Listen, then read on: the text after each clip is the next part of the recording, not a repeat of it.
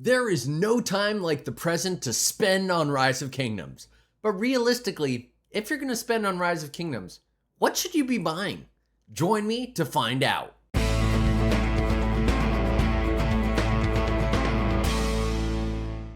What is up, ladies and gentlemen? Welcome back to another Rise of Kingdoms gameplay episode from your very own Shappy Gaming.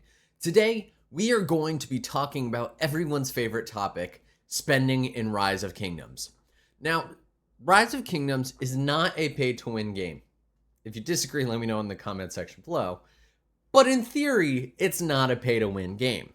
That said, there are certain things that you can buy which will help you move faster and further in this game. So there are a few things that we're going to be going over that you need to buy if you're in the mid and late game. And then at the very end, I'll jump to some of the stuff that you want to buy in the early game. And once again, all of this is going to be in chapters, so you can jump to whichever section is relevant to you. But I wanted to make sure I provide the most value to the most people at the beginning. So with that, let's jump into it. So when you're playing Rise of Kingdoms, there are a whole bunch of different things that you could potentially buy. Now, the main thing that you're going to see here is the super value bundles. Now,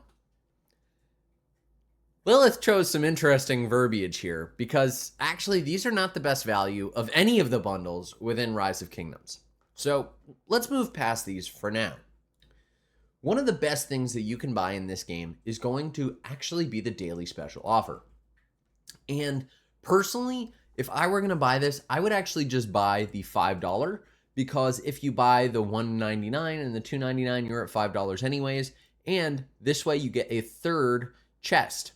Now, these chests can range from just about one head to a bunch.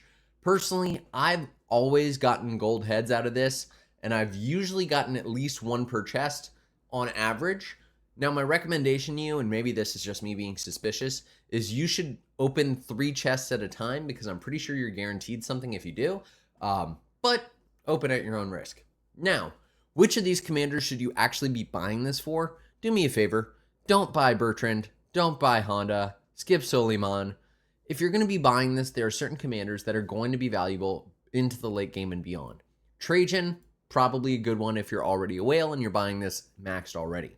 William is probably one of the best cavalry secondaries in the game. Highly recommend buying it for him. You can stop him at 5551 if you want, but he's a great pair for Ho-Trooping and for Nevsky. And we have a few other good ones. We have Nevsky. Absolutely buy it for Nevsky. If you haven't maxed Nevsky yet, buy the daily special offer. It's probably the best commander that you can get from here.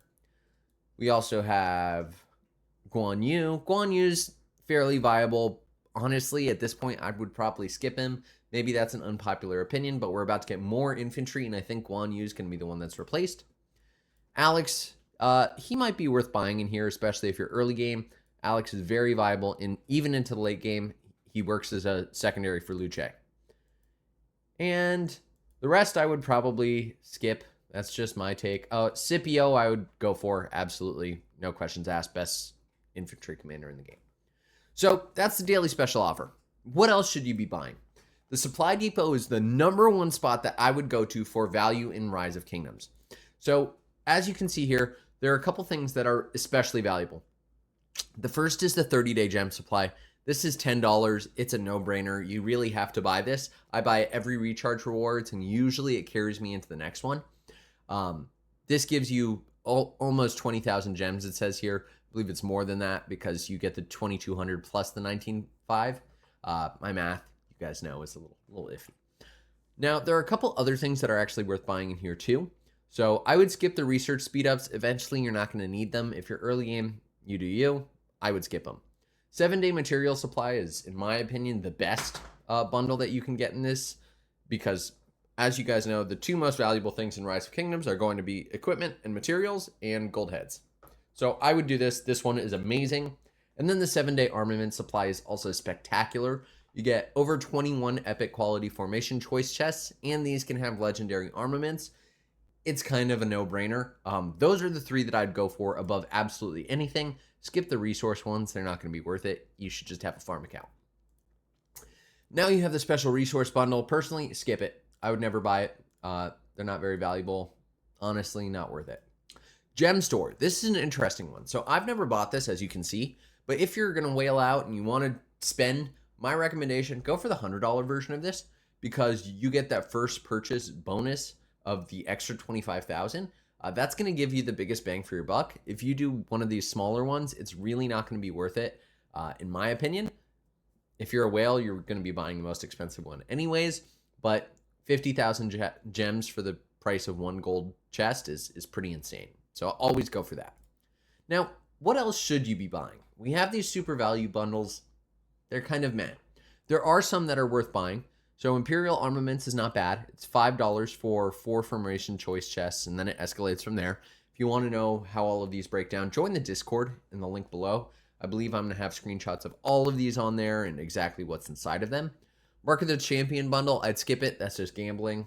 Royal Armaments is not bad, but I would probably go for Imperial Armaments first.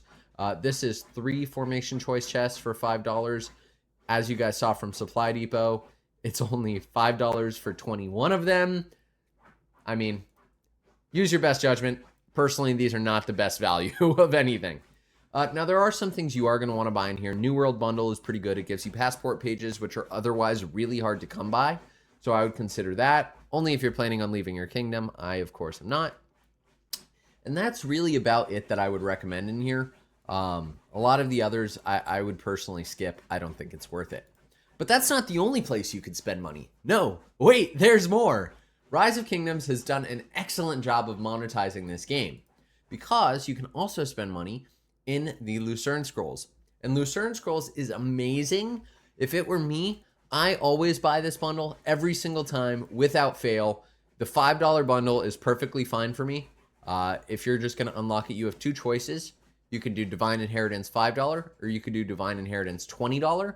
I would always go for the $5 bundle, because the $5 bundle unlocks everything. And if you're active in the game, you're actually not going to need to go ahead and buy the $20 bundle anyways, because you're already going to be completing all the quests.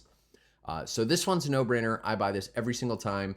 You get a ton of gold heads. You get a bunch of formation choice chests. You get a bunch of gems. It's probably the best bundle in the game consistently.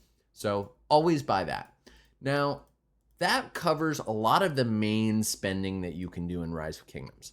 There are some event bundles, and I'll pop that up on the screen right now for you now so you can actually go through and see it, that are worth buying. So here's one that I actually bought recently. And this was this recent one that they had for the Wishing Coins and Esmeralda's Prayer. Some of these are actually worth buying. This one in particular, because you're buying 3 Wishing Coins plus 1,000 gems.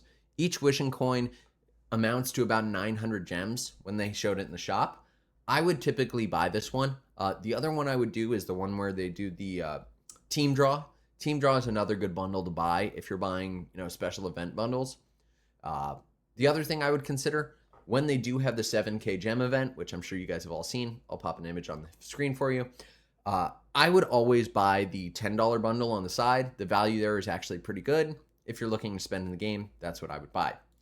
Now, that covers pretty much all of the main in-game bundles, excluding the pop-ups. Always buy Vanquisher, always buy the Writer of History bundle. Completely no-brainer.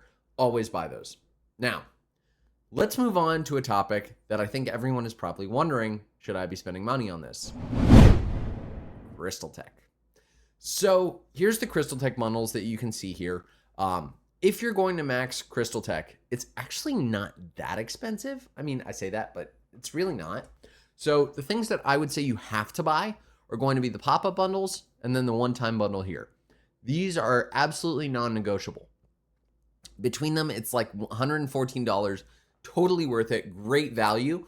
And I would argue that your contributions to KVK are going to go way up just from buying these bundles right here. So definitely don't skip those. I think if you do, you're making a huge mistake. Now, if you do want to whale out and max tech and KVK, you can buy these bundles and you can max the Conqueror's Will there for $35, or you can max the Mountain Warfare for $185. And I believe these do pop up a couple of different times. So if you want to do that, you can. Mountain Warfare, I think, is how many times here? It's usually 12 hours before a pass opening. So I think maybe there are 4 of them. Let me know in the comment section below. Those are actually spectacular. in terms of maxing tech, I would buy Mountain Warfare before I buy Conqueror's Will. That's just my opinion. But if you're going to spend on Crystal Tech, you have to buy the pop-up bundles and you have to buy the one-time. $114, pay to play, y'all. That is how this part of the game is really going to work. If you're going to spend, that's where I would go. On to some of the earlier game purchases that you're going to want to consider as part of your Rise of Kingdoms journey. I've switched over to my farm account here, and there are a couple things that you actually really want to consider.